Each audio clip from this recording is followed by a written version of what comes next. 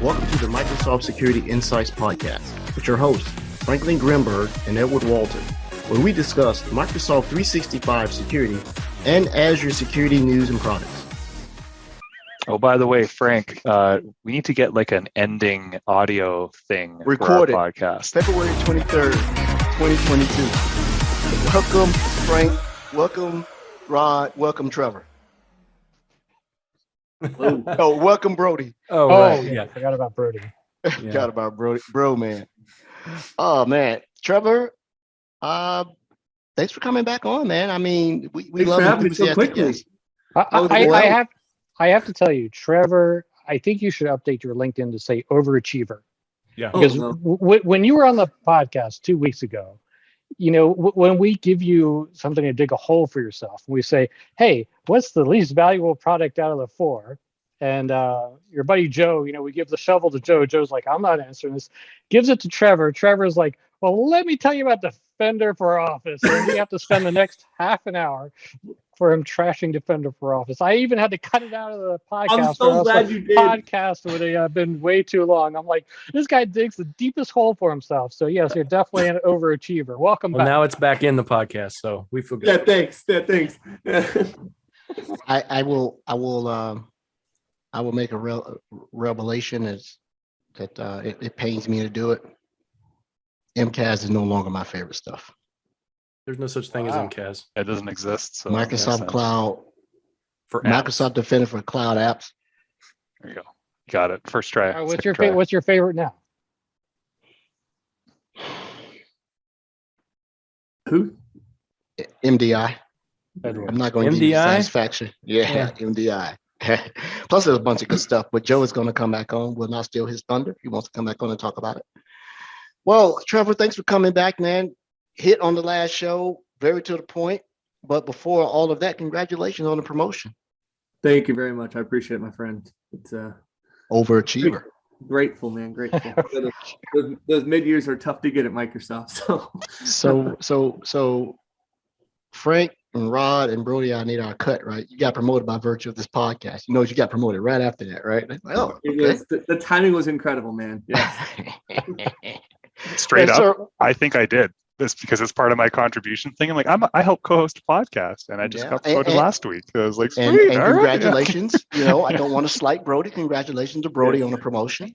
Thank you, Ed. I saw it on LinkedIn, but you know, I don't believe that conspiracy theory stuff. What did these people get promoted to? I don't know this. Well, Trevor, you go first. Senior 2 for a cloud solution architect role. So I'm right below the charity 65 or the principal level at Microsoft. So we're getting there. It's inside. I can touch it now. Careful what you ask for. Yeah, I'm aware. Yeah. It's great power and all that. I was a standard consultant. Now I'm a senior consultant. There you go. And Rod, what's your new role and team this week? I'll never be promoted. This is just actually they assume that I'm going to do this stuff anyway. It doesn't even help me to be on this podcast. So it's just part of my job. Thanks for showing up, Rod. We appreciate it. Yeah. Thanks for coming in and contributing. Now there is a publication date now for the book, isn't that right, Trevor? Yeah, if you pre-order, they're shipping out into March. I saw some April dates, but they're going out. So excited about that. And then the second one we just started, I just sent in the outline, which is basically giving the publisher an idea of what we want to talk about in the second book. And that's been submitted. So we're waiting for approval on that, getting it all signed off by technical folks. And then we'll start banging out those chapters in book 2. I'm probably going to get your address and Joe's. I'm going to order 2. And I'm gonna have them shipped to you. I want you guys to sign them and ship them to me. Sounds good, brother. Yeah, I'll just get your address and Joe's and have them sent, and I'll put them on the bookshelf because Aaron signed one of mine that I have. Or just go ahead and put them on eBay. Talk about shipping. I did get my KQL, KQL Microsoft Security Insights mug for charity. It will be in the LinkedIn, or it'll be in the show notes for the link. I have not gotten mine yet. I ordered 2. Wow. I ordered one that had all the flames on it, and one of them had shock on it. Oh, you got that one. You know about these, right, Trevor? No, but I'll take it. Okay, so I wrote this series, Must Learn KQL. getting integrated in the docs here shortly. But it's literally from, scratch to, becoming extremely comfortable with KQL, which is necessary for our security products. As part of this journey through this 20-part thing, during the holidays, I opened up a store, and it's just a must-learn KQL store, and there's a bunch of different types of mugs. There you go. Literally all the proceeds go to St. Jude's, and people love these things. Oh my goodness. I think over the holidays, we sent like $150, $200 or something to St. Jude's, and it just keeps on. Yeah. That's awesome. Yeah, it's pretty cool. That's good outreach, man. Thanks, Rod. Yeah. Trevor, I have a question. Can I ask a question, Trevor? Okay, so I wasn't here last time, but I listened to the episode, and I'm really curious about the book creation process. So do you get really picky when you have to like go over SOWs or RFPs or any major document? Are you like one of those guys that's like reading it 600 times before it goes live? I did read the contract a couple times because it's very legalistic in the terminology. But when it comes to the actual like the authoring process, it's one of those things where you've done it enough in the field. You're just making it make sense to somebody else who hasn't read it, right? You're kind of taking a mixture of the public docs, but then adding in experience, but then making it more readable and then adding structure to it. And so Joe and I we came up with a flow. They asked for an outline. I was like, all right, well, the outline was the hardest part. Just like back in college when you had to write an essay, like your outline took forever, but then you knocked out the essay pretty quickly, right? It was like, what am I even going to write about? So once we had that down, same thing with the second book, I now have a flow of like what I want to talk about and what I want to deliver, right? And so as long as the publishers, and they're really hands off up until after all the drafts are submitted. And it's the most tedious process after drafts are submitted that I've ever been part of. And so learned a lot. And, a couple other people internally have worked with other publishers that are reaching out to me to see what it's like working with Pact and what they need to be ready for if they want to join on with them for, like the DP series, right? But it was great. Super awesome learning experience. I didn't do it for the money. If you would ask me, hey, the fame, right? Yeah. Published author, Trevor Stuart, of course. Whenever you think about, like your bucket list of careers, did I ever think that I'd be a published author? No, but it's pretty sweet. It's pretty sweet, but so, yeah. And even if I make like $100 off of it, whatever, So cool. That's cool. That's cool. I would be reading over it constantly and just being like, how can I change it? I can just like getting to that final place where it goes to print. There's got to be like that last mile has got to be something. I haven't experienced it, but I can appreciate what you did. So great job. Microsoft changes everything. Yeah. And it's immediately out of date. Yeah. I couldn't write. Like they'd be like, yeah, this is full of typo. What typo? You misspelled cat several times, right? And but the first time is the hardest. There are things to help you with that, but that's okay. It's funny you mentioned cat. So Joe might kill me for saying this, but during a couple of our submissions, we were testing the editors. We're like, are they really reading this or are they not? And so Joe put in the word like meow, MEOW, like check out this diagram, write meow, just to see if they would check it. And then they came back, they said, hey, we found meow 26 times. Do you mean this? And we're like, yep, we did mean that. Yeah. Oh, hey, that's funny. Super Troopers joke right there. Love it. Yeah. So, you got a back scratcher? Whoa, Edward. I got a nice shiny one too. Scratch the back. All right. It's mine. Hold on. So we don't have we need the Microsoft Security Insights podcast. Yeah, we back do. Scratcher. So you have to get that hooked up there. I'm working. So I do want to say we had a few interesting things from our Discord. We had Mid Hudson IT that doubled Brody and Edward's score on the SC200. It got an 875 and passed the test. So congrats to him. Well done. We actually had a good link that I'll put in the show notes about configuring attack surface reduction from Ivan _DR. So I'll put that in the show notes. And I do want to talk about a meetup that I went to today for the Microsoft M365 Security and Compliance User Group. You can find them on the meetup. There was an awesome meetup today.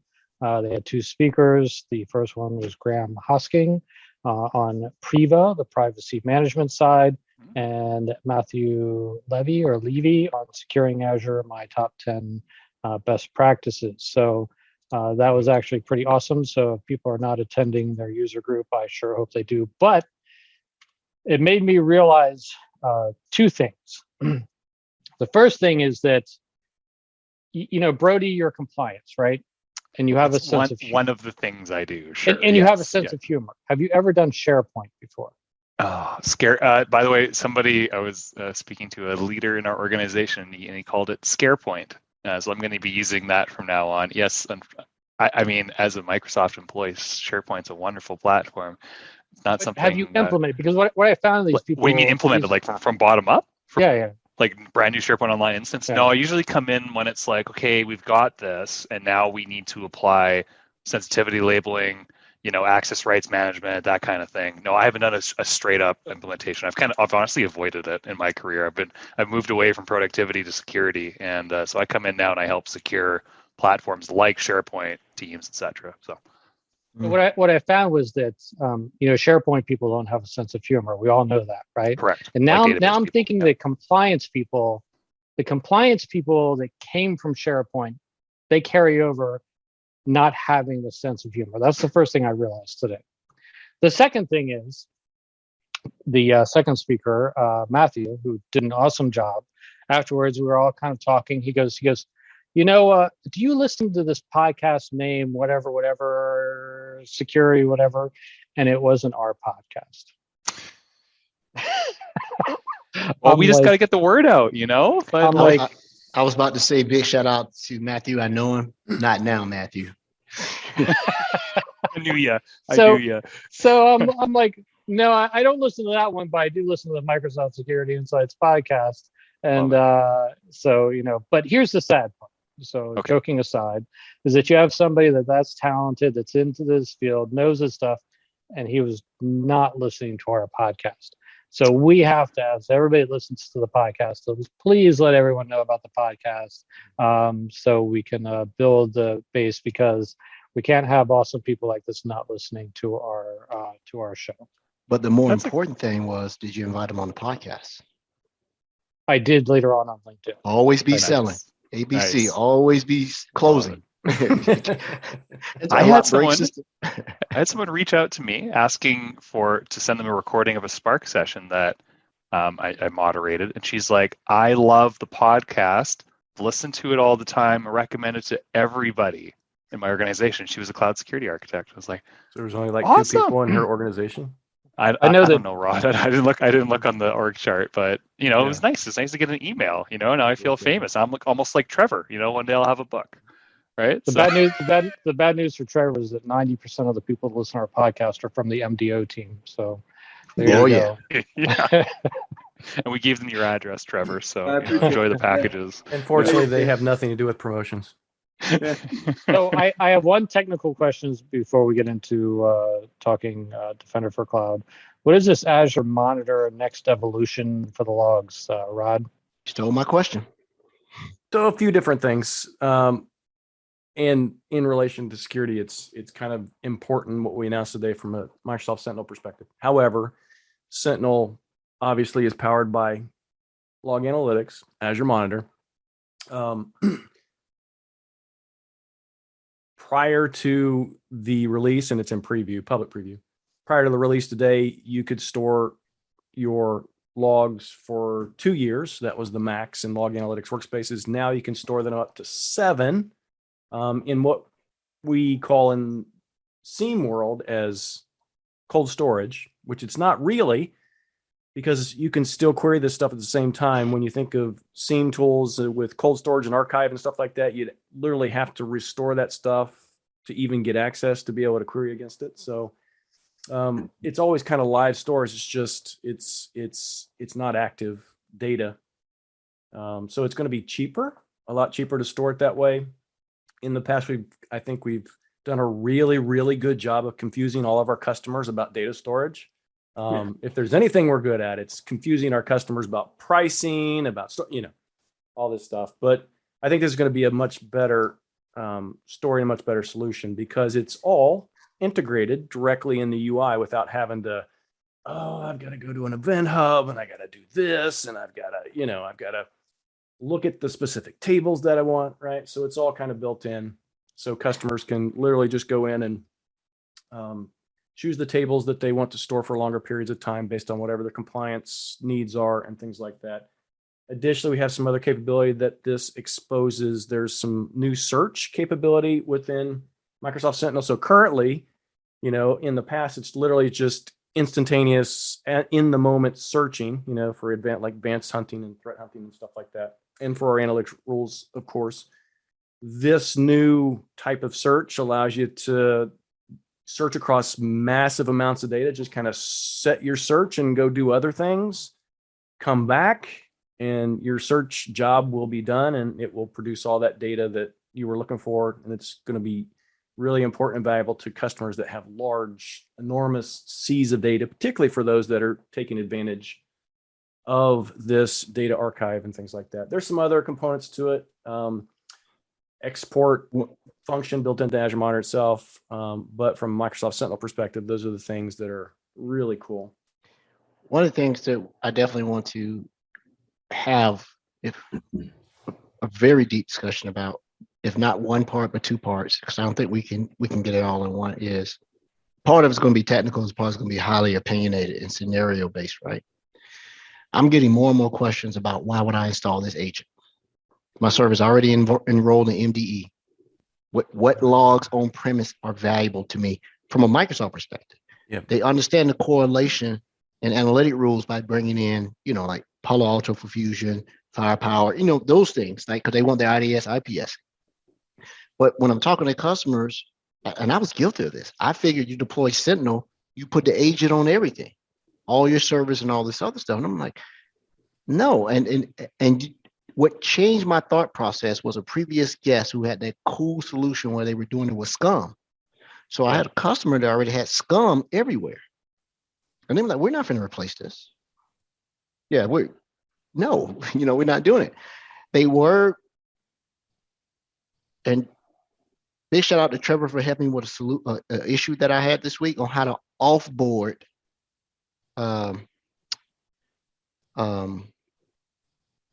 servers in Azure from Defender for Cloud, right? Because the customer is splitting GCC and commercial, and they had it enrolled in some place, and it's not showing up in the other. They wanted to make sure we're properly offboarded, and I was lost a little bit. And so I said, I know somebody who knows this. And Trevor gave me the answer. And Trevor, you'd be happy to know that I gave it back to the other Microsoft person that needed help. They took it to the customer. They were missing a critical step. Got to read the documentation. Right? So they got it. It's and I may write I'm not even gonna lie. I was about to say I was gonna write a blog about it. No, I'm not. You have a blog? No. No. Yes. Yeah. Do Do you spell check it? write a book spell about check it? it? Yeah, I used to. You can't write I used a book. to You be can't even spell cat. really good at writing. So I ran the community for the partner side. I did all That's nice. the TechNet, all the blogging. If you go look it up, I had to write that every month. Right? It is work. Writing and conveying an idea or a set of whatever is hard, because you can talk about it, but when you try to do it, like I give it an example, and then we need to go ahead and let Trevor talk about what you want to talk about. For example, Trevor's book pre-order. Everybody on the MDO team that heard that is going to buy it, and that section is going to be highly reviewed.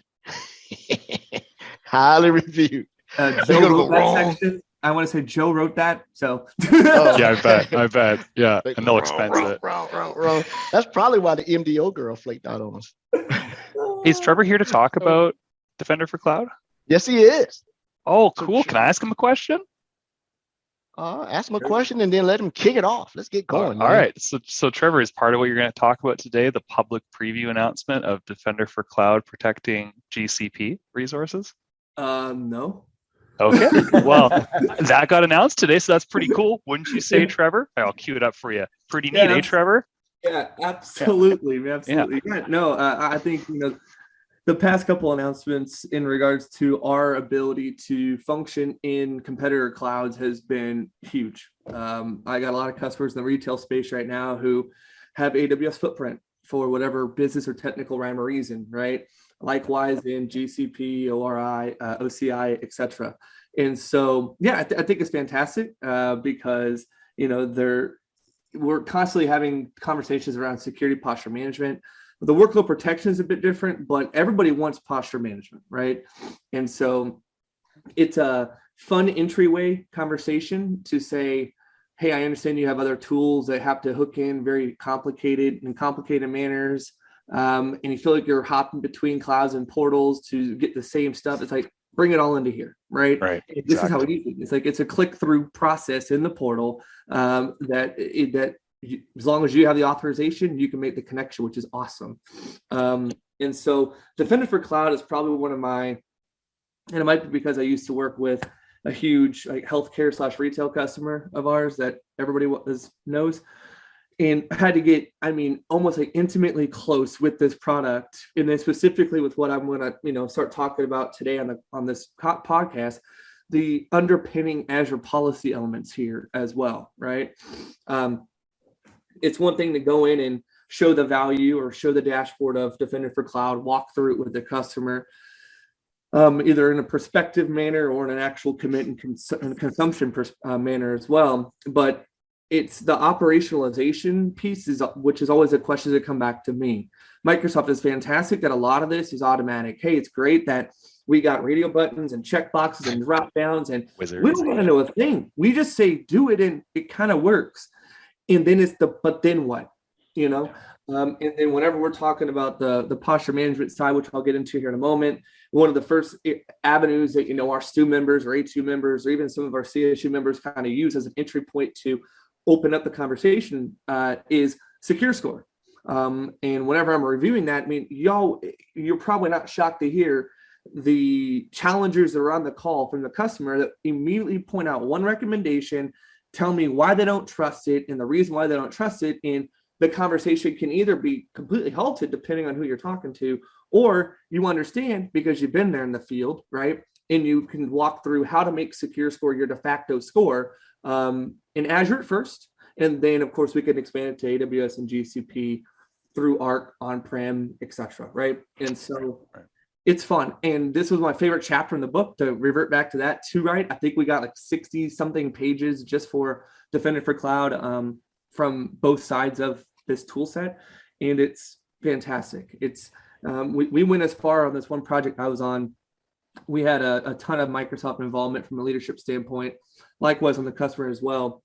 And they kept coming to us asking, pretty similar, generic questions on securing X, Y, or Z, monitoring, protecting, and we're like, guys, we love this partnership, but we have a solution for you. And we had some really strong architects. One was named John Rodriguez from MCS. And then another one was a buddy of mine, Rick Mangier. And they had a strong enough relationship with decision makers at this customer that we were bold enough to say, if you're telling your shareholders that you are taking security of this digital transformation seriously, and you have not enabled at that point standard tier of ASC, then you're lying to them. And so it was bold. It was very bold. And I'm still attached to that customer, even in my current role. I was a CE on MCS papers for that convoluted explanation there. But even today I had a call, and we were in the Defender for Cloud portal. We were in custom initiatives. We were deep into their policy elements. We were, talking about Graph Security API, because right now they have a side-by-side SIEM approach, but slowly but surely we're moving that to Sentinel, which is awesome. And so these conversations and some of these things that I'll share here in a moment are really crucial, and they're not the most well advertised. Microsoft does a great job at marketing a bunch of sparkly features, but when it comes down to making sense of it for the security engineer or the cloud engineer or the architect, and having these tools help them, that's where I hope this conversation leads. Well, cool. Thank you. I agree all about it, but and To quote the famous Rod Trent, Defender for Cloud is a recommendation engine. Said it from last week. You said it. And I took the note and I put on the back. Security is about three things: trust, partnership, and honesty. And you just harped on. You got to be honest, right? Trust me with your dirty laundry, and don't take security and turn into the atypical end user. Oh, it just stopped working. I didn't do anything. Yeah, really, you didn't do anything. But it's a recommendation engine, right? I am starting to get a little bit more enamored with it, using it, and I'm throwing it in my lab and everything. Posture, but I would say, coming from Brody's side, people don't take advantage of using Secure Score. If you have E5, go grab the compliance manager, download if there's a framework you attach to, and then if you say that Secure Score is wrong, well, in compliance manager, show me your compensating controls, or why it's NA, right? Just sort of use them together, right? That is probably one of the most overlooked features in E5 compliant security, is that compliance manager, the old and the new, and they're adding more frameworks all the time. It's actually pretty good. And you add that to Defender for Cloud, I mean, only thing you need after that, in my humble technical opinion, is a charter. Right? What's your charter? Is it to a framework, a regulation, or just say, you know what, we're going to go zero trust, and we'll use that as our guiding, as our lighthouse in the dark as we make our way through these waters, right? But I don't know enough about it. That's the reason I was excited about having Trevor on. I dabble in it, but it's deep, especially when you start integrating policy, blueprints, and all this other stuff. I'm like, what I like to do is have another show and put Tom Quinn and Trevor in the same room to discuss what they're seeing in the field. I can make that happen. Tom is always willing to come on.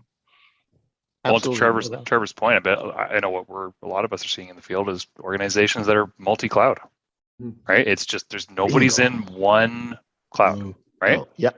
Oh, even Harley Quinn. Harley Quinn said she wanted to come back on. I heard from her this week. Excellent. That's good. No, hey, we should get Trevor and Harley Quinn together.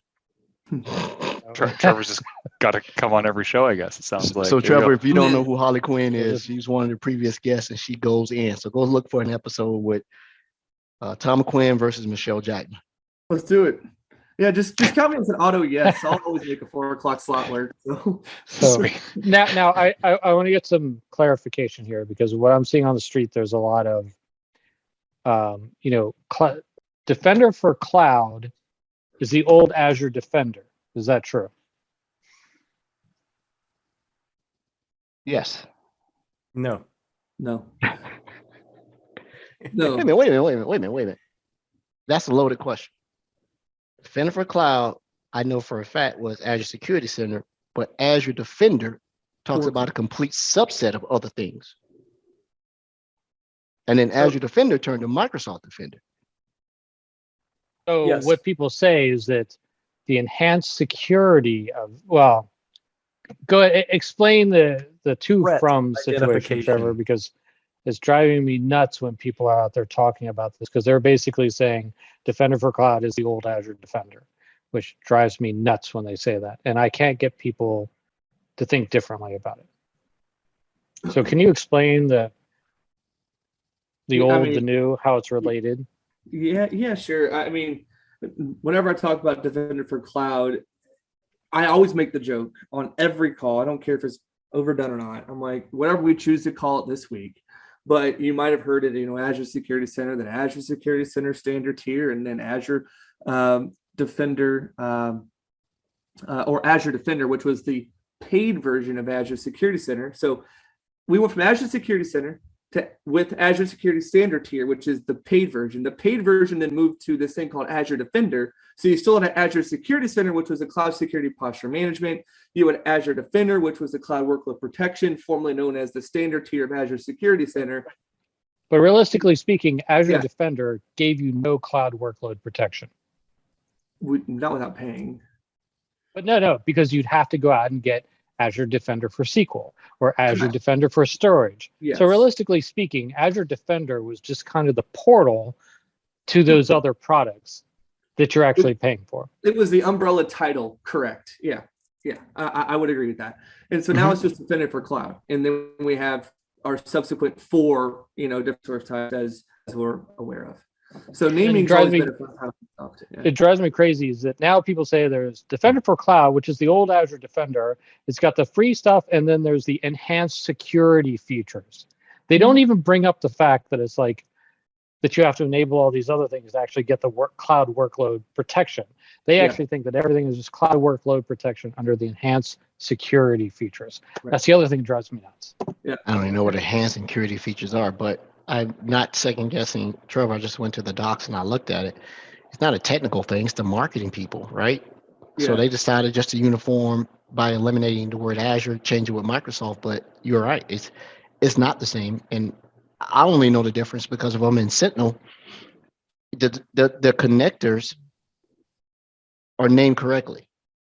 So Defender for IoT, Defender for storage, Defender for Key Vault, Defender for these things.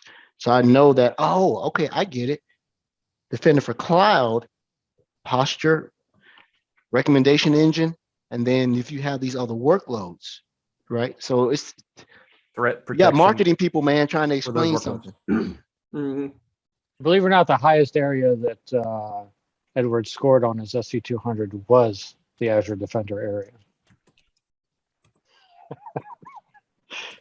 So yeah, I mean, you got some pipes there, Edward. Hey, I do these pipes. Yeah, look at those, eh? I your neck, man. I'm a little short guy. We're compact. I'm only 5'7". Old man strength, eh, bud? Yeah, all right. That's fair. Sorry, got distracted. Yeah, sorry. Go ahead, Frank. Trevor, I didn't want to derail. Trevor, I did not want to derail you there, but I always want to bring that up because it drives me crazy what I'm seeing out there in the terminology. So let's continue down the path that you're talking about. I think that the real compliance, what you're doing compared to what Brody does, is very important. Yeah. And then just quickly, is somebody able to enable screen sharing on my side? Make him the host, Frank. Come on, man. Great power. That's why iHeartRadio won't pick us up, man. It's Frank. I don't think Frank and Edward know what I do for work, by the way. Everybody listening. Oh, I know exactly what you do. I look at all your work all the time. Every time you boot up one of those computers that I sent you, I see all your work. Yeah. Ed and Frank in the back there. Yeah. All right. Brody works naked. Who knew that? Hey, man, it gets hot sometimes, Plus 10. All right. So what are we looking at here? This is Microsoft. Everybody can see my screen? Oh, yeah. Microsoft Defender for Cloud. Awesome. Perfect. Yeah. So again, I'm going to try to not be overly passionate, but dark mode, by the way. Love dark mode. Keep going. Well, man, dude. Yeah, my eyes, dude. At the end it's the most secure. Dark mode's way more secure. Everybody knows it. Keep going. Yeah. So, yeah. So I'll go over just a quick, flyby real quick here. And then I'm going to get into some of the pieces, right? And whenever I talk to some customers about this, and who knows, they might see it when I repost this on LinkedIn, but I always classify this like as the features you didn't know about, right? But you need to know about in order to really, really, really get the value out of whatever you're spending in Defender for Cloud. Even if you're not spending money, you're using the free portion, which is the security posture management elements, you still need to know these pieces. So most of us on the call and whoever's watching online or listening, basically I'm showing the overview here. This is where you're going to see all your subscriptions that are being assessed, resource numbers, active recommendations, and alerts if they exist, along with a whole slew of additional information, right? Normally where I end up pointing a lot of our customers is towards just going straight into the recommendations. But at the end of the day, what this is doing, and this is now by default, 3 years ago, it wasn't by default. Anytime you spin up a net new subscription or even existing subscription, there's going to be something that actually onboards those subscriptions to the free side of Defender for Cloud, which is our cloud security posture management solution, CSPM. Industry term, Google it, look it up. Everybody has one. And so by default, you don't need to worry about turning it on. You don't need to say, I want to choose this subscription or this resource group with these resources. Everything's being assessed in your tenant, all right, by default, which is awesome. Less for you to have to worry about. Don't need to operationalize the onboarding air quote to CSPM. You just take advantage of what comes out of it. Let me ask you, does the regulatory compliance apply for the free one, or do you actually have to have the Defender for SQL work, enabled for that to be scored into the regulatory compliance? How is the licensing on that? Yep. So regulatory compliance is part of the paid option, which is part of our cloud workload protections. You will get the evaluation for the free, but when it comes to having actionable remediation along with like trigger logic apps or policy that accompanies that, and some of the custom initiatives and the custom importable regulatory compliances, that does require the second tier there. So out of the box, they will see this, but what they can do with it, not much until it's paid for. But that's fine, because oftentimes, when we're introducing this to a customer, whether they know about it or not, they're always asked about regulatory compliance. Oh, we're trying to be CIS compliant or SOC compliant. Okay, great. I got a tool that does that for you, that monitors and helps you remediate and stay on top of that, track your drift from a resource perspective, and automate, ensuring that you're maintaining that level of compliance that you're required to from a regulation perspective. Can I ask you, one more question? Yeah, go ahead. So we know that in compliance.microsoft.com, their compliance templates, assessment templates, basically you get one or two, then you have to pay for a pack to get more. Is that the same thing here? Or do you get everything out? Or is it like if you're on the Gov Cloud, you get different ones, or how does that go? Yeah, so you see these four that are here in this lab. So Azure Security Benchmark V3, ISO 27001, PCI, DSS, and SOC. These are the four that are built in that you get free evaluation against, right? But there's dozens of other ones out there that customers want. And that's where, if you pay for it, you can go in and start importing additional compliances. In which, in order for those resources to be evaluated, you're going to have the paid version of Defender for Cloud enabled at those particular levels. Do you know if the Gov Cloud has different, government-specific compliance templates? No. That's a great question. I don't believe so, but I can check a Gov or GCC high tenant, but that's not what I'm showing here, unfortunately. Okay, thanks. No worries. Yeah, this is just our internal one that we get access to. That's restricted as all get out. So I just go over the quick tiles with the customer, and then I start saying, normally they're sharing their screen, and the first thing I look at is their overall secure score. Now this lab, because it's internal, it's pretty flawless. I mean, I'd never see 100% secure score compliance, but nonetheless, pretend that this was a dirtier subscription, right? Or dirtier tenant per se. I go immediately into these recommendations. And one of the first ones for our customers that typically get the cautionary flag or the technical resource on the call will bring up would be the MFA one. These controls are looking at Microsoft native controls, right? So if we're looking in your environment with an Azure Active Directory, and we're seeing the role assignments that are assigned to identities that represent owners or individuals with permissions in your subscriptions. And we notice that their identity does not have the MFA registration complete or anything targeted to them. From Azure MFA standpoint, you're going to see this. But obviously, we have customers that use Duo, that use Okta, that use whatever it might be to go ahead and have the MFA requirements met in their environment, right? And good call, Trevor. Good call. And you got to be able to account for that, right? You got to be able to tell the system, hey, I've got, to Edward's point earlier, I've got a complementary control. It's not necessarily a Microsoft-based control, but we are covered off. So it's good that you call that out.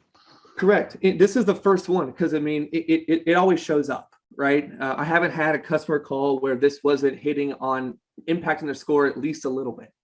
And so I go to this one at first because I want to kind of, beat the fight to it, you know what I mean? Be a little bit more offensive to be on the defense.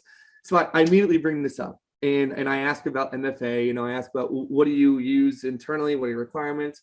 It's a mixed bag. I would say 80% of the time, though, there's a third party control in place, but the other 20%, they said, oh, we should probably do that, shouldn't we? And it's like, yes, and let me help you out with that. That's my role. And so in the scenario where it is the first, where there is a third party control, for any recommendation that you see, you start enriching your conversations by talking about exemptions and exclusions, right? And you start bringing this up. Let's go ahead and I'll figure one out here in a moment. But whenever you bring that up, of course, you always want to have your disclaimer from a security standpoint saying, while this is going to positively technically impact your secure score, just know that we could create a black hole and you could be losing visibility. And so at a minimum, I'm fine with them going ahead and checking it off and saying that they have mitigation, they have a third-party control in place. But I'm not okay with them having the checkbox that says this is going to be in existence forever. I want to start adding some governance around making them go back and reviewing their exempted controls and making sure that their third-party equivalent is still in play. Because how many times do you have security engineers that did one thing one time, leadership changes, it might even be within a year, and the decisions around technology and tooling changes as well, but they didn't go back and actually modify what exemptions might have existed in stage one. And so I always want to make sure they're aware that please, there's many ways to go ahead and alert on this. You'll get an email, whether or not you check it or not. I can create a really cool, logic app per se that ties into the API that sends you a Teams message, whatever it takes to get your attention. Let's just make sure that we can talk about with our customers to govern exemption processes, right? And Smart. So, yeah, because it's all often two times do I see the individual in the call, you can always hear it in the tone of their voice that they're excited that exemptions can exist because now they have C-level visibility in the score after introducing it. They're like, oh, well, I want to look really, really good. I'm going to go ahead and exempt the world, right? And generate a report after that shows everything's green, boss. No problem. We're compliant. We're perfectly fine. And then what happens, me being a Microsoft person for that customer, if I don't put my CYA out of there, they're going to say, well, yeah, Trevor from Microsoft said we can exempt resources, but now they're pwned. You know what I mean? It's like, and it's because they had a black hole, and it becomes this whole big debacle. And I'll be transparent. That's happened before. And so luckily I had emails, and so we're good. I always send summary emails after my calls. CYA, yeah. And so we were able to get around that, right? That was a pretty serious one. Unfortunately, they got hit. They got hit on-prem, cross-prem, it deleted everything you could possibly think of in Azure. Everything. They had nothing. So that was a good time, but a bad time. Anyways, so going through this is super important, right? And so if you click on any one of these, you'll have the option to do exemption. And here is where I'm going to make sure this checkbox is 110% selected. And if I'm on the call, we're going through it. I said, I don't care if I have to be on calls with you until every single recommendation has been thoroughly reviewed. And if exemptions need to be there, they're there. But I would love to partner with you to make this right, And so that's one piece that I just don't often see a lot of us go into if we're not, say, assigned to them like as a DSE, right? And so no matter how quick the interactions with the customer, these are required PSAs I think that we should bring into play. But back onto those recommendations, that same list, I always get the question, where are these coming from? And I'm like, and I let the question be asked, because we check X, Y, or Z, and we just don't know, like, what are these? Like, how are these recommendations even being generated? And this is where I love diving into Azure policy. Fun note, I actually learned Azure policy before I learned Defender for Cloud. So didn't know they would go hand in hand at the end of the day, but boy, am I glad that they do. So I start bringing up the fact that under the hood, there's an engine called Azure Policy, and it sits side by side with our ARM engine. And I explain what ARM engine is. Everything goes through Azure Resource Manager, and it can, if you so choose, it can also be inspected by Azure Policy. And normally I'll do like a whiteboard session. I'll draw two tubes. I'll do ARM with my terrible handwriting, AP for Azure Policy, and requests going through it, right? So they get the visual of like what it actually can do. I'll do a brief explanation of what Azure Policy is. I'll do a terrible metaphor to group policy, even though it's not even the same. But when you start thinking about setting controls for an environment, people think things like group policy. So I'm trying to find a commonality, and then we go in. And so this introduces conversations about the rest of the recommendations, which are not just the secure score ones, but all of them, which are going to hit there's hundreds in here, right? And that then helps me go into the Azure security benchmark. I normally try to keep the conversation, at least for the first couple more minutes, within Defender for Cloud. So I'll show them how they're getting generated, which this pained me whenever we hid this in different nodes. Let's see here. There we go. So I'll say find your subscription. I'll say, then you go down the left-hand side, you find security policy. And this is where all your recommendations are being fueled from, right here. And so I talk about what this ASC default is, how it's generated, how it gets applied, how they have no control over it. It just happens automatically. Good, bad, or ugly, it happens, right? And then, of course, we start talking about regulatory standards and how that will show up in this particular dashboard. And then I hint towards the recommendations pop option for custom initiatives. So I believe I'm restricted here, but let me just see. And if not, I'll just go straight to policy. Okay, perfect. Here we go. So I'll show them that while it's called ASC default, the definition itself is actually the Azure security benchmark. All right. So this is real important for them to see. And then I start taking them into policy. And we'll go to our definitions. And sometimes the policy blade's a bit slow. We'll see how it goes this afternoon. And I will show them every single recommendation that is in Azure Security Benchmark. And then for those who are listening right now, and what I tell customers as well, the Azure Security Benchmark is a benchmark, just like it sounds. AWS has one, GCP has one. Whenever you attach Defender for Cloud to GCP or AWS, you see those benchmarks in Defender for Cloud, which is pretty cool. But this is going to be the all-up Azure benchmark, right? It's derived from CIS, PCI, SOC, various regulatory compliances that most teams are required to adhere to. But what I like about it is where mappable, and I do put that asterisk and that statement in there, where mappable, the controls are only for Azure. Because oftentimes, whenever you're looking at things like the CIS benchmark, there are so many controls in that, there's thousands, right? I mean, it's very difficult to maintain. But when you're trying to do a direct for direct mapping from, hey, I was CIS compliant on-prem, how do I then become CIS compliant in Azure? Not all controls exist. And then there's even a more convoluted conversation with the people who manage that to start explaining why you need something, why you don't, why network segmentation is different in Azure than it would be on-prem. It can get deep pretty quickly, right? And so I say this is a good set of Microsoft best practices when it comes to securing your Azure workloads. In short, here are all of the different definitions. So then they can start seeing, oh, this looks like the all recommendations I just saw in Defender for Cloud. And I said, normally this is where the rubber meets the road. So if I have a customer who's not finding much value in all the recommendations, or if they have some process that triggers off of the alerts that are fueled from these recommendations, and they're just not seeing the value, I then ask why. Like, what are your requirements, right? But I mean, look, I'm scrolling for days, folks, and this is everything that's in our benchmark. And this is an ever-growing, very much live piece of documentation that as the security posture and the threat vectors and the requirements and the mappings, modify throughout time, so does this. Traditionally, it was very much, I said it once, I'm compliant once, I should be compliant forever.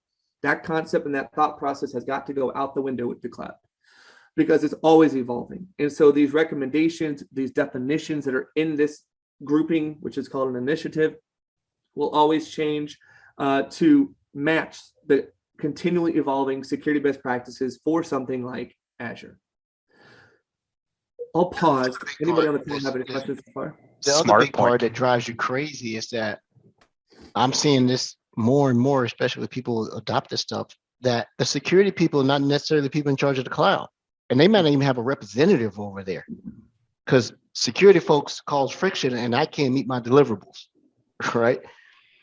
And it caused a headache. I've had to postpone a couple of customer POCs for Sentinel because they said, well, we couldn't get a cloud guy.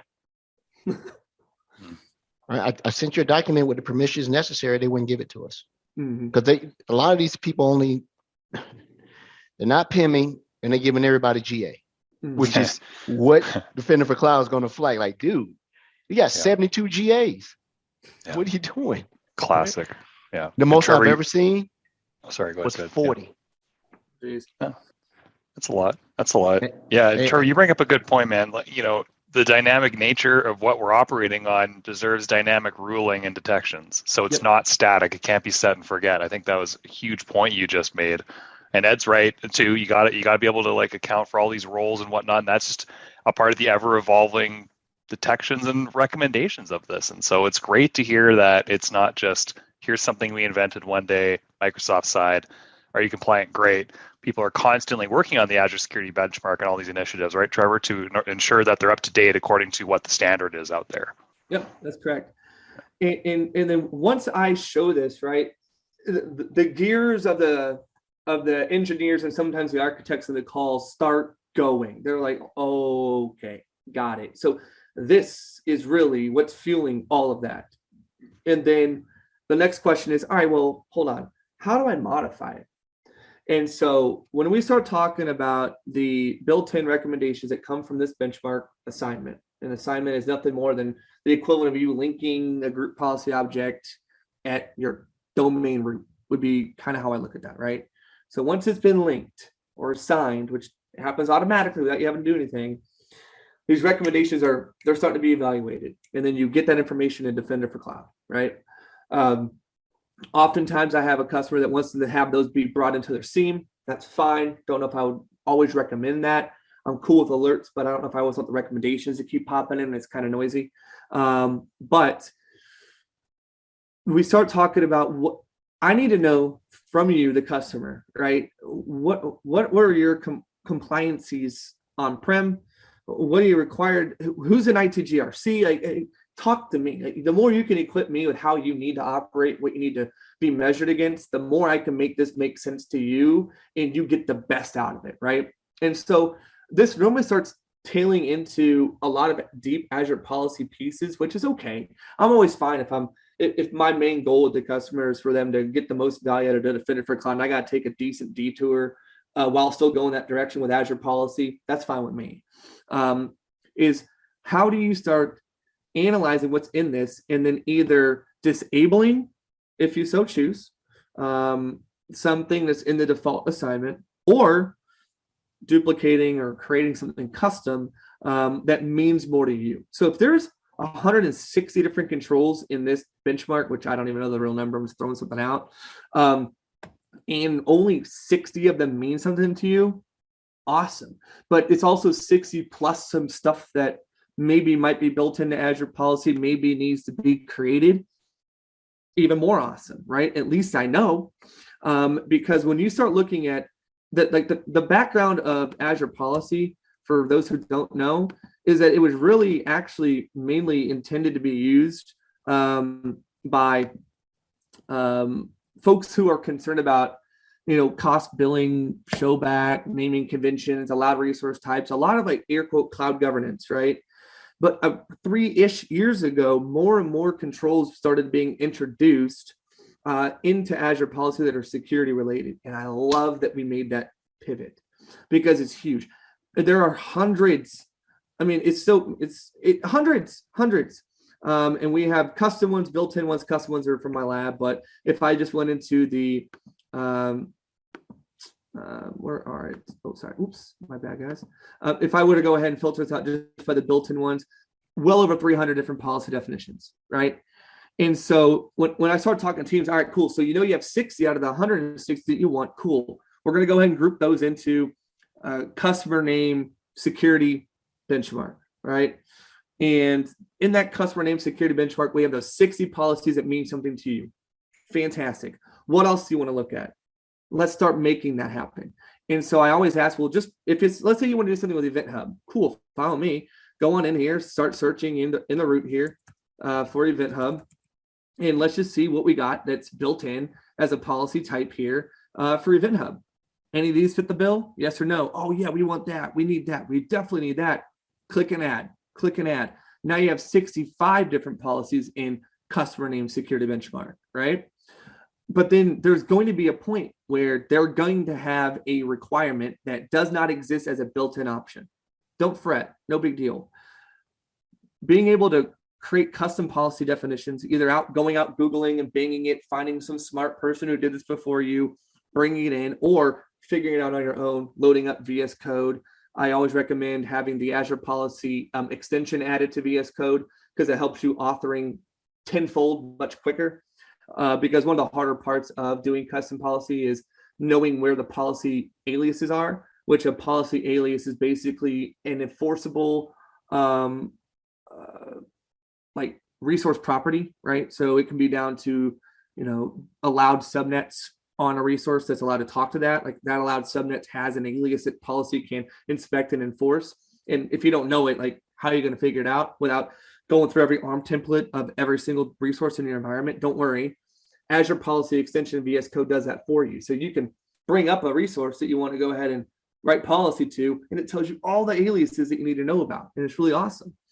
And so you're going to have times where the customer is going to want to have custom stuff written. No big deal. So let's say you spend your few weeks or a couple months with the customer, check-ins, working sessions, whatever it might be. The end of that will be like an MVP, right? That MVP will have the 60 policies that you were able to steal from the original Azure benchmark, 14 to 15 additional ones-ish from ones that were built in that you want to go ahead and report on, and then 5 or so custom ones. Cool. Now you're looking at around 100 and change different policies in customer name security benchmark. And then you get the alignment with the customer, right? And you say, all right, so we all agree these 105 different controls mean something to you. They'll be like, yes. I said, perfect. Now let's continue our work. So we go back into Defender for Cloud.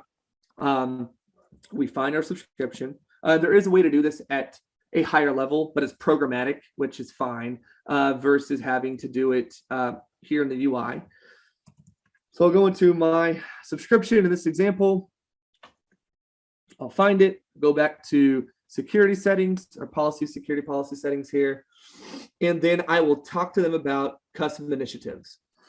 This is where you can go ahead and click add to custom initiative. You will find the initiative that you just created, the customer name security benchmark that has their 100-ish different definitions in there. And then you bring it in. This is going to send it to 2 locations. The recommendations blade, which is where the most common time is spent.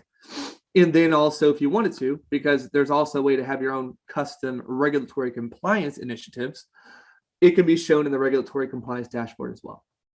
And what this does is that at the end of the day, some of the recommendations that might not have made sense, and then I do have an asterisk here, but I'll get to that asterisk here in a second. All those recommendations that might not have applied, that really it made the customer feel like they couldn't trust this tool, have now been replaced with ones that they have gone through, talked about, and aligned, and say, this is what we want to go ahead and trust. Like this is our de facto, at least right now, benchmark that we want to, go against. And you start having the discussion of, do you want to replace the default with this, or do you just want to have it in addition to? I'm very cautious whenever I talk to a customer, and if they're really wanting to go ahead and delete the default initiative and only have your custom initiative being the one that fuels recommendations, simply because, like we did with the exemptions, I don't want any black holes being created. I don't know how often they're going to modify their own benchmark. I don't know how often they're ever going to review this internally, but I know that we do it, and we do it for a reason, like I said before. And so normally what we end up doing is I'll have them rely on the default and then rely on their own. So the recommendations mean something to them.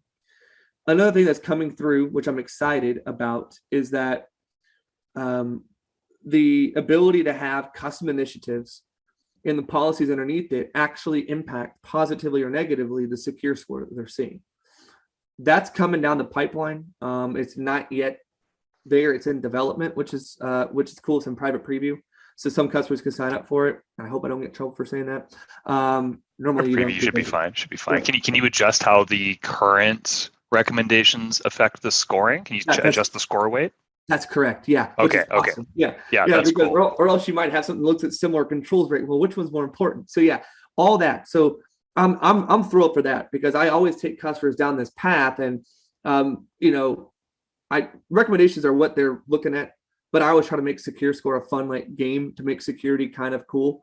And then we go from there. But I mean, these are the things that like not many customers know about, right? Or they completely separate Azure policy from security when it comes to a new compliance dashboard or the dashboard of compliance that they have to report on. It's like, no, they actually can be one and the same in the tool that your analysts and your engineers are spending their time in, and you can use it and you can trust it. You know what I mean? And so it's a lot of fun.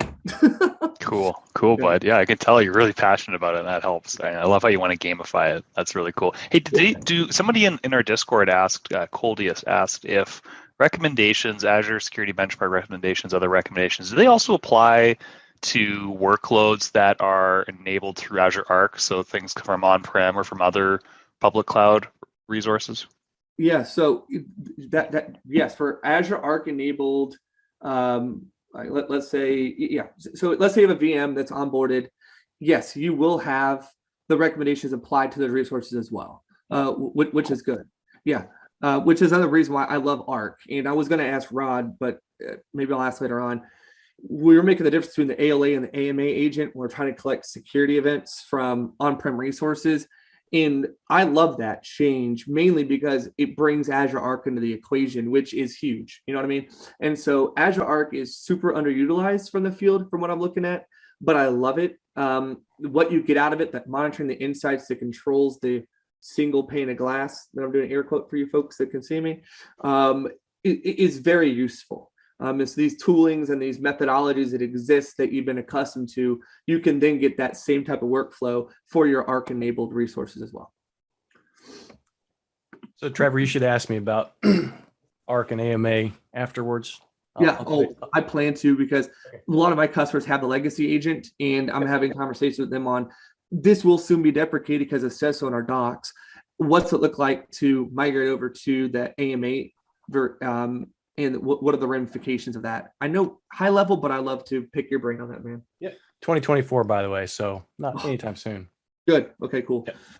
I always say you'll have enough time, but who knows, man? Time flies, bud. That's the famous last words in our industry. You always have time. By the time it's deprecated, I'm pretty sure Arc will be kind of a standard component. So yeah. So, this is, again, all this is part of, cloud security posture management. We can always go into the inner workings of the workload protections for, what workload protection, like what's look like for Defender for ARM, Defender for DNS, right? And all this stuff, right? And if anybody's on the call and you're exploring this, my quick wins and my no-brainers that, I haven't had much opposition in, but I'm sure I will in the future.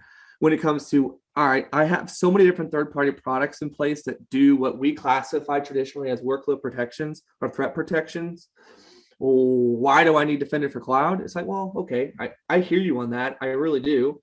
I'm like, but do you have them for ARM? And they're like, no. What, do you have them for DNS? They said, no. I'm like, you do now. Like these two are like my no-brainers because I don't really know third parties that have something like that, right? And then same thing for storage. They're so focused. We are all focused on our traditional areas of footprint, which is going to be virtual machines or computers for our customers. And so when customers come to me saying, "Oh, we already have a tool in place for that," you ask on what? And 90% of the time, it's on just their VMs.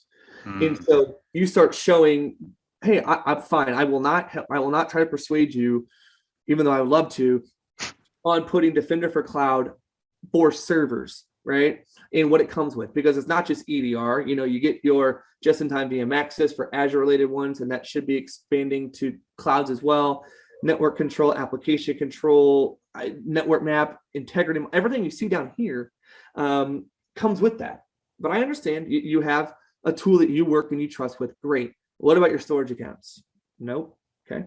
What about your databases in Azure? Nope, got it.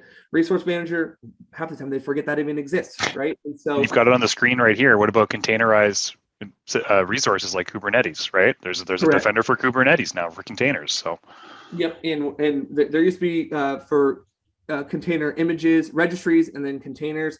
We're now deprecating that over time to the all-in-one defender for containers, which has a bunch of different pros when it comes to deploying it and doing that at scale, in what it can do from a protection standpoint as well. But you're right. So you find the workloads that there's not a solution in yet, which most of the times it's a lot of the cloud stuff, right? And we position it properly. And I start with the POC, and then we go from there. One of the things is that was always a nuance when we were back in old school and everything was behind brick and mortar and rack space or whatever data cloud you did. It's still a glaring deficiency across every customer I had. I had one customer. I'm reluctant to say their name, but they don't even have their environment properly documented and mapped, right? And so I saw on your screen here, I saw network map. Being able to understand what is talking all the way to the compute resource all the way out. And then they go, oh, we thought we had that VIP protected, right? For that load balancer and such. So you also have to secure your networking, as well as you need to secure the things that are connected to your service. Because you can put this in all day, right? But unless you know exactly what's being done, that's hard. I found some cool tools to be able to do it. And then I saw a cool thing that Rod reposted. Like that has a PowerShell command that does it too. That'll break it out. But don't overlook documenting what you have running and make it a living document. If you can't see it, you can't protect it, right, Ed? Yeah. Yes. You can't see it, you can't protect it. And this tool, the only thing that is confusing to either the customer that wants to stump the chump or just make a highlight is that why do you say free and standard rather than standard and advanced, right?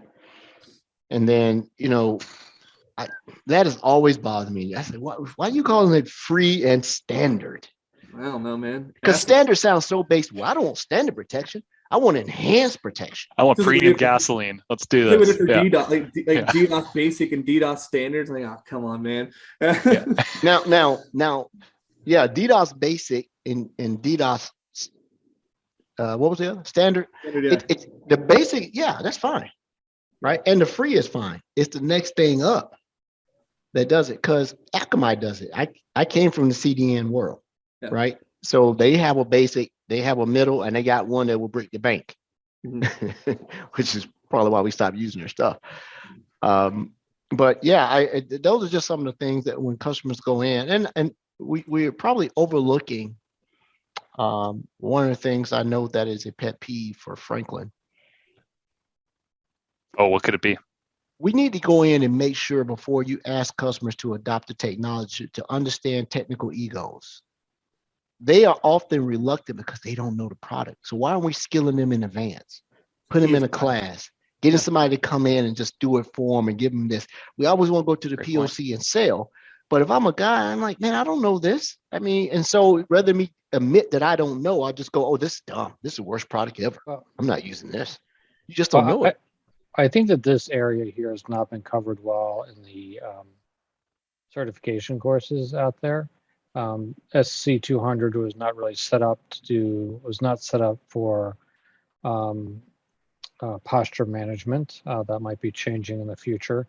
I also think that the cybersecurity architect exam is going to drill down more into this to actually, combine zero trust, compliance requirements, and other stuff that Microsoft's coming out with to be the foundation inside the security architect, at least training material. I don't know about the exam. So look at this stuff coming out more in SC 200 and also and the security architect exam. Well, let's go back to the training. Yeah. Another area that I always bring teams to are just the workbooks within Defender for Cloud, what they can graphically show a customer, right? So we have some built-in ones, right? But where I point them to normally immediately, specifically, a big one always who has been that Log4j one. This is a super useful workbook that gives you an understanding of your vulnerability footprint if it exists within your Azure tenant. Super helpful. But also having these ones that, secure score over time, compliance over time, right? So you can understand, all right, am I drifting? And really at the end of the day, what's causing that drift? Like what's causing me from going from 78% to 74%, right? What am I deploying? Who's deploying stuff, right? And do I have a broken process I need to rectify? Do I need to go ahead and prevent resources from even landing in my environment in a non-compliant or less than secure manner? Those are the conversations. The answer is probably yes to the latter, which points them right back to Azure policy, right? Because I don't care what they're using. You can have, I'm most familiar with GitHub and ADO just because I'm Microsoft, right? But you can have compliance checks at your deployment gates that analyze Azure policy and let the developers who are piping stuff out right and left know if they're going to land in a compliant way. I recommend having deny in place there at those gates so that nothing even has to process through ARM just for it to give you kick back to the developer and you irritate them saying, whoa, y'all broke something. It's not accepting my deployment in Azure. It's like, no, actually. You can use blueprints for that, right? Policy, but you can use blueprints as well. I love blueprints. I'm waiting for it to be like real GA. It's been in public preview for a standard deployment that's going to meet your policy requirements. Then blueprint for the developers is probably the way to go. Yeah, I would agree. And then for the more intricate scenarios, more complex scenarios, policy, right? And then implementing that at a gate. And I mean, there's so many ways you could do that, and it's very helpful to have that. So have policy as far left as possible in your deployment lifecycle because it's going to help you maintain that compliance to not have a negative drift. But additional workbooks that are important, oftentimes is people are interested on cost estimation. So let's say, they're like, man, Microsoft Trev, y'all are right. We don't have anything on-prem or any existing tool set that does anything for containers. How much is this going to cost me? The GVBs and some of our folks in our product group have done a stellar job in creating workbooks that really help that out. Because I'll be honest, I hate having money conversations. I can say that personally, and I can also say that professionally. And so being able to have a workbook that gives them an understanding of what they got to get approved from a budgetary perspective is amazing. And we also have, this is our community GitHub, right? And these are just the workbooks that we have out there. But you even have one for secure score gamification, just like we were talking about earlier there, Brody, really making secure score fun, you know what I mean? And so these workbooks are often slept on, but don't bring them in. All you got to do is click one of these bad boys. And then you can go ahead and deploy to Azure or deploy to Azure Gov, go through the process, choose an existing resource group, existing workspace, whatever it might be, or net new, and go ahead and deploy it. These are, oftentimes pennies at the end of the month to have these bad boys running. So it's definitely worth it when it comes to value prop and showing you some really goodness that's going to be available in your Azure environment. Can you throw We'll get that in the show notes, bud. Thank you. Appreciate that. Yeah, I was about to ask the same thing. Can you throw it in the chat really quick? Because I'm trying to get to that Git, and for some reason, either I don't know how to spell Git, like I don't know how to spell cat. Can't spell anything. Yeah. I know, right? Yeah. So that's all I had. I can go in on inventory. I can go into different alerts, how it maps to MITRE, tactics that we're all know to love and hate at times, depending on your disposition there. We could talk about firewall manager and things of that nature. But at the end of the day, these are just 2 to 3 common areas that I just don't see covered enough in our docs or in reference books. Wink, wink. Sorry, folks. And I just think it needs to be talked about somehow, some way. And so that's what we're here for, right? There's plenty of us on the Microsoft side of the house that can have these conversations with you however you need it, right? But this is what we love to do. We love to bring awareness and understanding and education to some of these clicks that people just don't read about, and they overlook, and they don't see the value until you talk about it and explain it. And there's an understanding there. And then it's like a light bulb moment. Let's go ahead and do it. So let me ask, I mean, the problem has been, whose role is this, right? Let me ask you that question. Whose role is this? Is it the Azure architect role to be responsible for this? Who should be responsible for this? On the customer side or our side? Customer side. Oh yeah, good question. So ideally it would be a shared responsibility. I think in the organizations that operationalize this properly, a lot of the mandates are collaborated by C-level and architects, or like, technical decision makers and the technical leads or architects for that organization. And then once those conversations have occurred, the architects meet up with the engineers or any of the operational. When you say architect, are we talking about the security architect, a compliance architect, just the straight up Azure architect? We just can't say architect. Let's get this. So who is it? You're right. You're right. It's a mix of the Azure cloud architect, or anybody who owns that responsibility within the customer, as well as any cloud security architects, multi-cloud, specifically Azure, whatever it might be. Those are the architects in the room with, the CISO or the CTO, CIO, right? Everybody's having these conversations, understanding what their requirements are. Architects are going to go ahead and figure out the tooling and the solution to bring those requirements to life, and then partner with the engineers to go ahead, the cloud engineers, the security engineers, to go ahead and operationalize this and make it happen, right? So it's a longer process than it is technical implementation from my observation.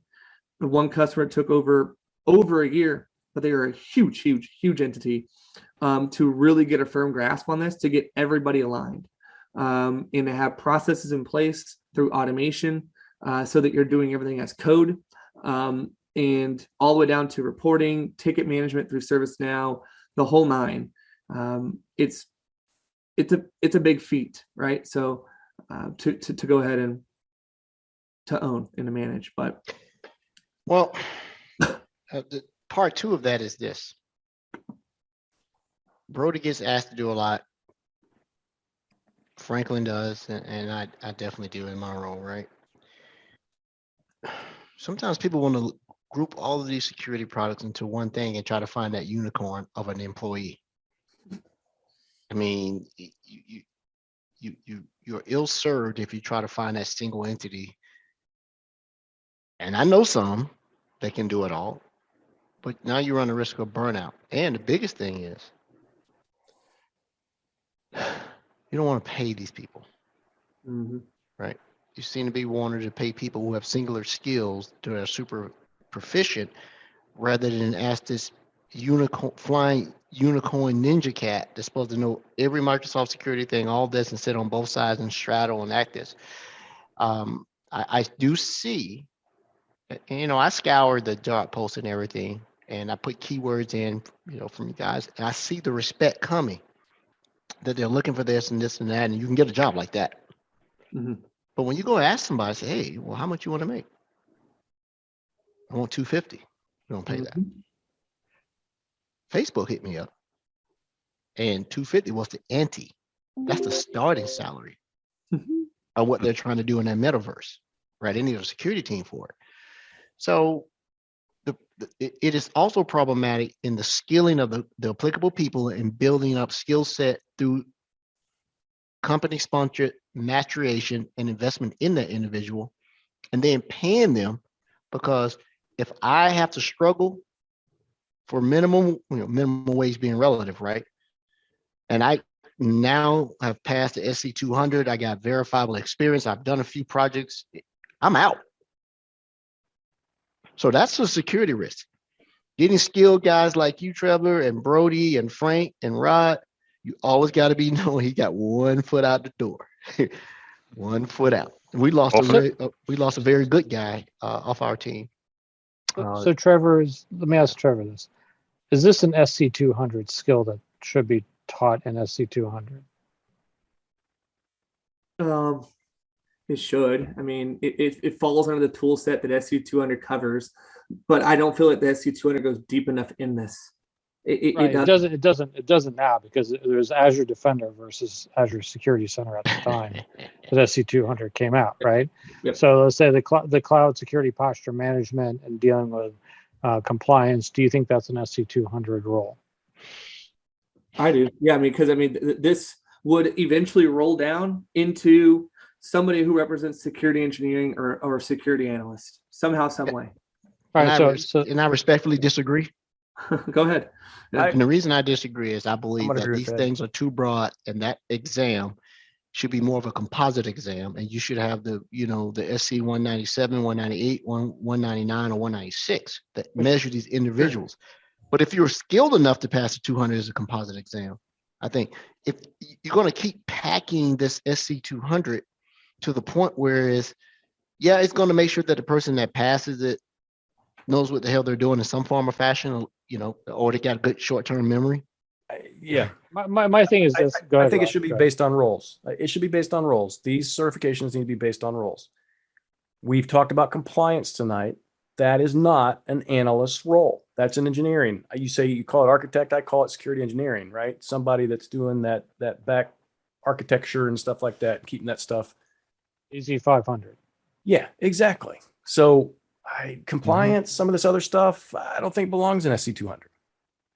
I agree. I don't believe it belongs in there because you're asking someone to flip their mind of thinking, right? And what they do in the tool sets, why they're interlocking or integrated.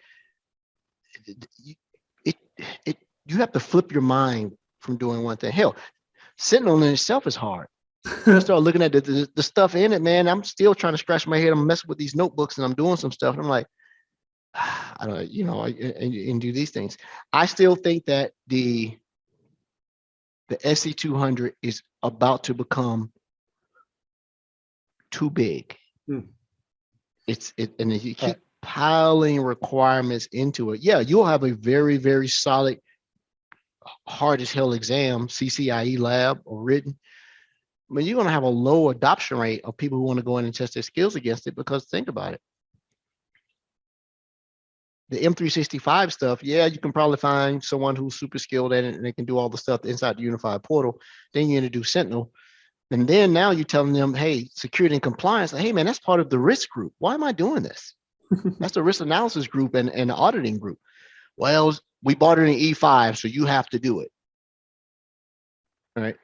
And then the Azure part of it is that when you want to take control of Azure, the cloud infrastructure team says, no, you don't get to come in our environment and do whatever you want. God forbid they have an app dev department that's always pushing. Right. All right. I got a final question for Trevor. Oh, Trevor. Please don't let me bury myself again. Trevor. So out of the SQL, Defender for SQL, Defender for storage, Defender for Kubernetes, which one provides the least value? My answer is they all provide immense value to our cloud customers. Very good. You learned something this week. No face. Hard to face, Trevor. They got your face on. They know who you are now, bro. Man, this guy loves beef. Yeah. This is, I agree with what you're saying there, Ed, and obviously Rod as well.